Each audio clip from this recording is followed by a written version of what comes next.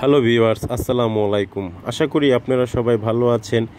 ইনশাল্লাহ আপনাদের দোয়ায় আমিও অনেক ভালো আছি। আমি এমডি শাহাদাত মির্জা বলছি, মেরিদা কনস্ট্রাকশন ডিপার্টমেন্ট থেকে। আমরা সারা বাংলাদেশে বাড়ি নির্মাণ কাজ করে থাকি। এই বাড়িটা সম্পূর্ণ আমাদের ধারায় নির্মাণ করা হয়েছে। এটা একটা ভাইরাল বাড়ি। আপনারা দেখতে পাচ্ছেন বাড়িটার ডিজাইনটা, জানালার ডিজাইনটা খুব আনকমন একটি ডিজাইন। এই থাইটা ফিটিং করার পর বাড়িটার সৌন্দর্য ফুটে উঠেছে এবং রংটাও খুব সুন্দর করে দেওয়া হয়েছে। বন্ধুরা, গ্রামের বাড়ির মূল সামনের স্পেসে হচ্ছে ঢেলনাটা যদি এই যে আমি আপনাদের দেখাচ্ছি, এই ঢেলনাটা যদি আপনারা বাড়ির সামনে রাখেন অনেক উপকার আছে। এখানে একটি মোটরসাইকেল রাখতে পারবেন, এখানে দুই পাশে 12 থেকে 14 জন লোক বসে মিটিং করতে পারবেন এবং বাড়ির সৌন্দর্য আপনার ফুটে উঠবে এই ঢেলনাটা তৈরি করলে। বন্ধুরা, আমি আপনাদের দেখাবো বা পুরো বাড়ির ভিডিওটা নিয়ে আপনাদের দেখাচ্ছি। সম্পূর্ণ ভিডিওটা দেখলে আপনারা অনেক কিছু শিখতে পারবেন। বন্ধুরা, আমরা বাড়ির মধ্যে ঢুকছি। এটা হলো ডাইনিং এবং ড্রয়িং দুইটা অ্যাটাচড করা। এটা আমরা গ্রামের ভাষায় বলা হয় হলরুম। এটার 4 কোণায় 4টা বেডরুম পড়েছে, সেটাই আপনাদের দেখাচ্ছি। ফার্স্ট বেডরুম, লাইটটা আমি জ্বালিয়ে নেই, তারপর আপনারা দেখতে পারবেন। হ্যাঁ, লাইট জ্বালানো হয়েছে। এটা bed number 1, 11.5 feet into 12 feet এই বেডটার মাপ আছে। আর এটার সাথে একটা বারান্দা আছে, সেটা 3.5 ফিট ইন্টু 11 ফিট। এটা বেড নাম্বার 1।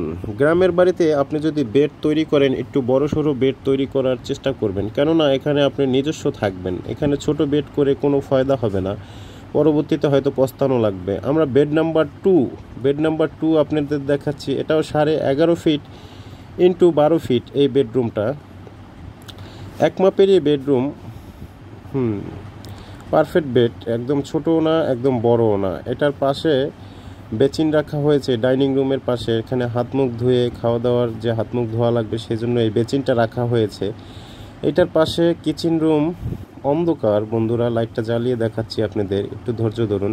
হ্যাঁ, লাইটটা জ্বালানো হয়েছে। এটা একটা কিচেন রুম। এটা প্রায় 9 ফিট ইন্টু 8 ফিট এই কিচেন রুমটা রাখা হয়েছে। এটার পাশে আরেকটা বেডরুম। এটা 3 নাম্বার বেডটা আপনাদের দেখাচ্ছি। এটাও 11.5 ফিট ইন্টু 12 ফিট এই বেডটা। এটার সাথে একটা অ্যাটাচ টয়লেট আছে। আপনাদের বেড নাম্বার 4 আপনাদের দেখাচ্ছি। বন্ধুরা, এটা বেড নাম্বার 4। এই বেডটাও 11.5 ফিট ইন্টু 12 ফিট এই বেডটার মাপটা আছে। এটার সাথে একটা বারান্দা আছে 3.5 ফিট ইন্টু 11.5 ফিট। বন্ধুরা, হল রুম মানে ডাইনিং এবং ড্রয়িং রুমের 4 কোণায় 4টা বেডরুম পড়েছে। এখানে আমরা কমন টয়লেট রেখেছি, যেটা 3 বেডরুমের মানুষ এই টয়লেটটা ব্যবহার করবে।